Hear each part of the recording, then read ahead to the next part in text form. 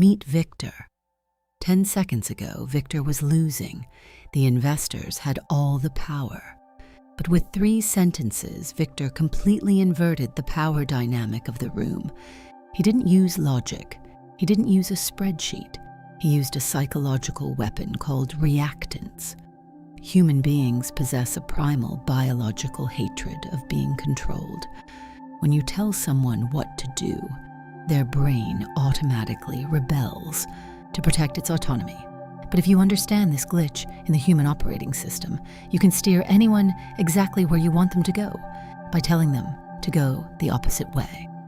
Today, on Psychology Every Day, we are following Victor as he deploys the 13 Machiavellian laws of reverse psychology.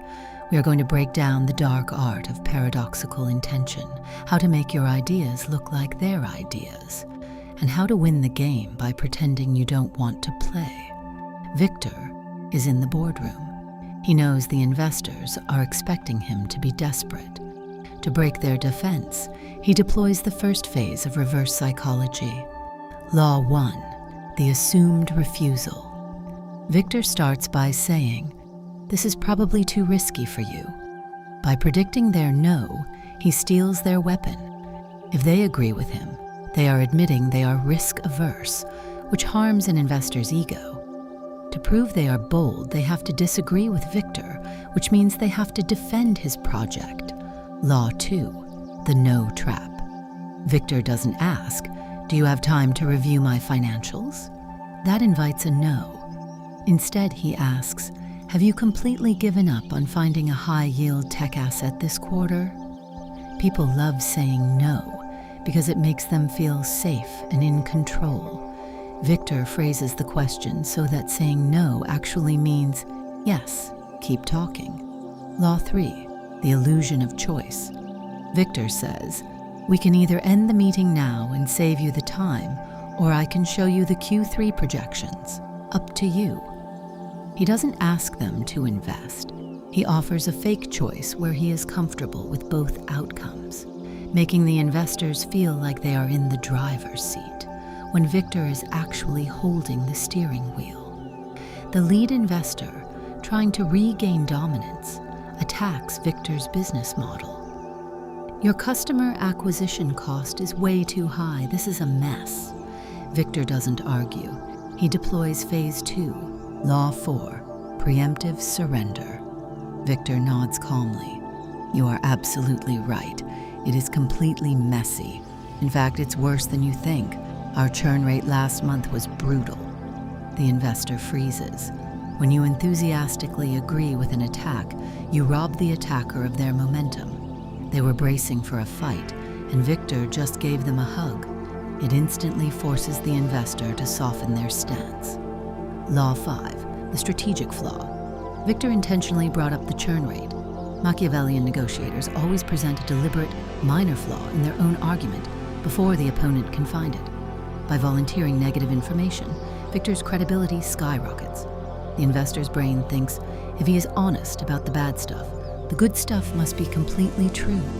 Law 6, misplaced credit. Victor points to the whiteboard. Like you mentioned earlier about optimizing the supply chain, if we apply your theory to our Q3 model, the investor never mentioned the supply chain. But human ego is greedy. The investor nods along, adopting Victor's idea as his own, and people do not attack their own ideas. Let's pause Victor's masterclass for a second. Notice how quiet these laws are? Machiavellian psychology isn't about being loud or aggressive. It is about managing the egos in the room. If learning how to quietly steer the power dynamics of your own life excites you, you are in the right place. Hit that subscribe button.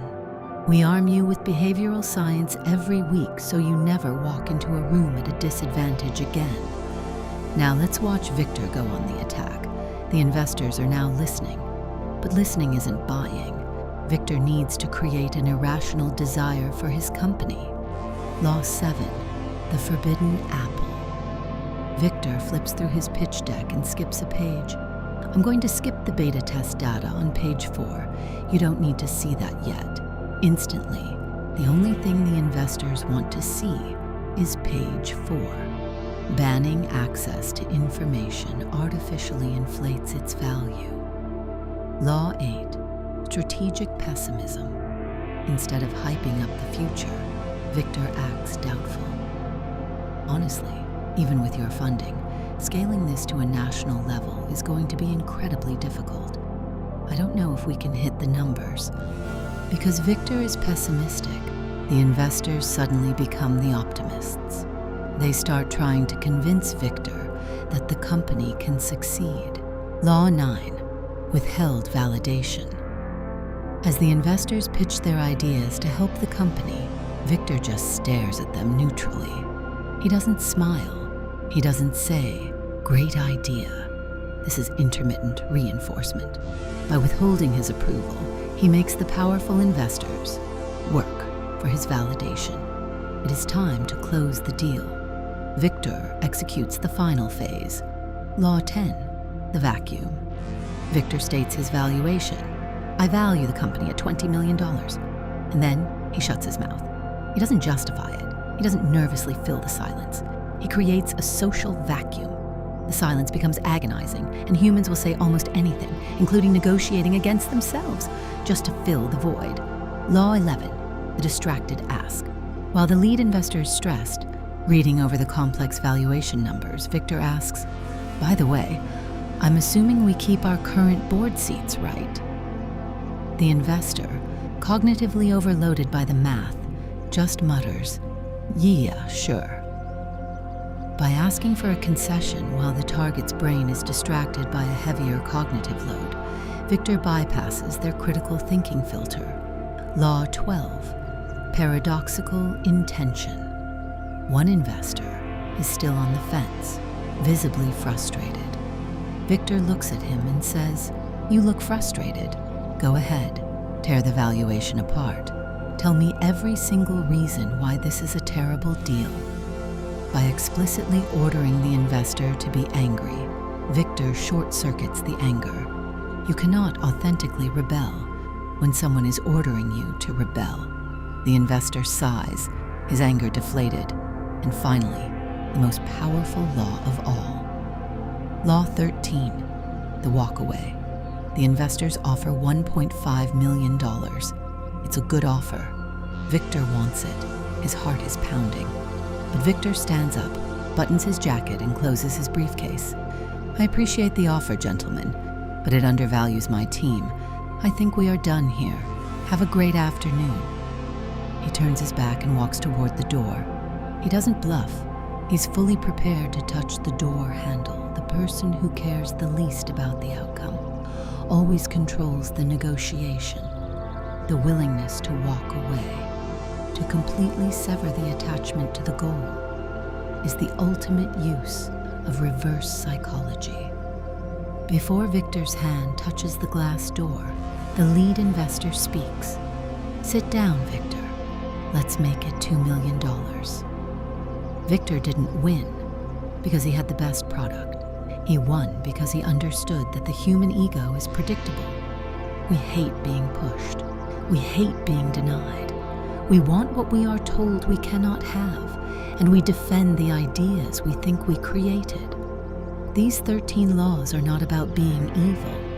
They are about understanding the psychological friction that stops people from making deals and gracefully removing that friction by stepping out of their way.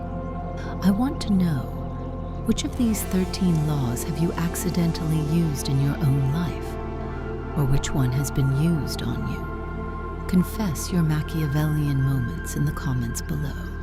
If this video gave you a new playbook for your next high-stakes conversation, hit that like button and subscribe to Psychology Every Day.